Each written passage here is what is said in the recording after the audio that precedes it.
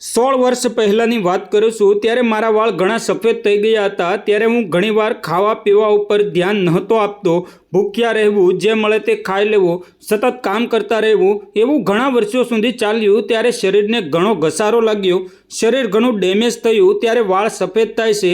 અત્યારે બાળકો ઘરનું ભોજન ખાતા નથી, ગાજર ખાતા નથી, શાકભાજી નથી ખાતા, કોથમીર અને ટામેટાં અલગ કરી ભોજન કરે છે, દૂધ તો પીતા જ નથી, આમળા નથી ખાતા, બસ ખાવું છે તો બહારનું જ ખાવું છે, સ્પાઇસી ખાઈ લેશે, જંક ફૂડ ખાઈ લેશે।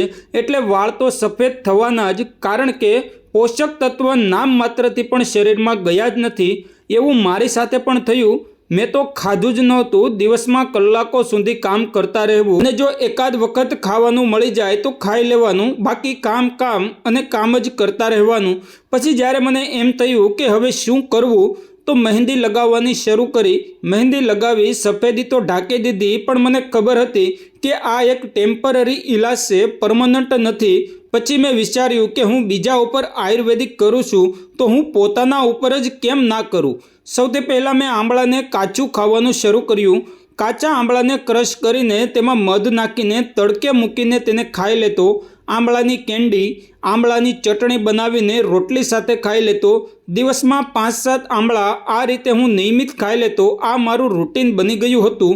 મને એનો ફાયદો પણ થતો હતો। મેં તો કંઈ વિચાર્યું નહોતું, બસ હું કરતો જ ગયો, ને એવું ન હતું કે મને તેનાથી કોઈ નુકસાન થયું।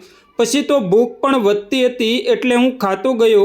બીજું કામ મેં એ પણ કર્યું, આંબળાનું તેલ જાતે ઘરે શુદ્ધ આંબળાનું તેલ બનાવ્યું, જે રંગ અને ગંધ વગરનું હતું। શેમ્પૂથી ક્યારેક વાળ ધોતો, એ પણ આયુર્વેદિક, કે જેમાં વધારાના કોઈ કેમિકલ્સ હોય નહીં એવું ખાસ શેમ્પૂ।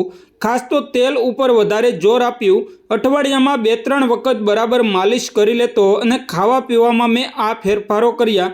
ખાવામાં ગાયનું ઘી દિવસમાં 1-2 ચમચી ખાતો, જેથી શરીરને કંઈક મળે। ગાજર ખાવાના શરૂ કર્યા।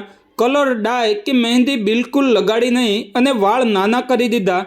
લાંબા સમય પછી મેં જોયું કે નીચે કાળા વાળ આવી રહ્યા છે, અને ઉપરના સફેદ વાળ હતા। રોજે હું તેલ માલિશ ના કરી શકતો, એટલે મેં એક બીજો પ્રયોગ પણ ચાલુ કર્યો। અડધી વાટકી દહીં લેતો, તેમાં બદામનો ભૂકો નાખતો, ના હોય તો 2-3 ચમચી તલનું તેલ નાખતો, એલોવેરાનો તાજો રસ 3-4 ચમચી નાખતો, 1-2 ચમચી મધ નાખવું।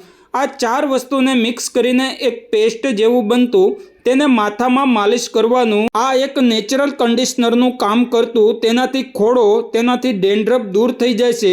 તેને એકાદ કલાક માથામાં રાખવું, અને તડકે બેસી રહેવું। ભૃંગરાજ 3-4 ચમચી એટલા જ પાણી સાથે જમ્યા પછી લેતો। ઘણાને એવું ખાટું ગમતું ના હોય તો ભૃંગરાજનું ચૂર્ણ પણ આવે છે, એ લઈ શકો છો। વાળ ધોવા માટે ઘણીવાર આમળા, અરીઠા અને સિકાકાઈને લોખંડના વાસણમાં રાત્રે પલાળીને સવારે તેનાથી જ શેમ્પૂની જેમ માથું ધોઈ નાખતો।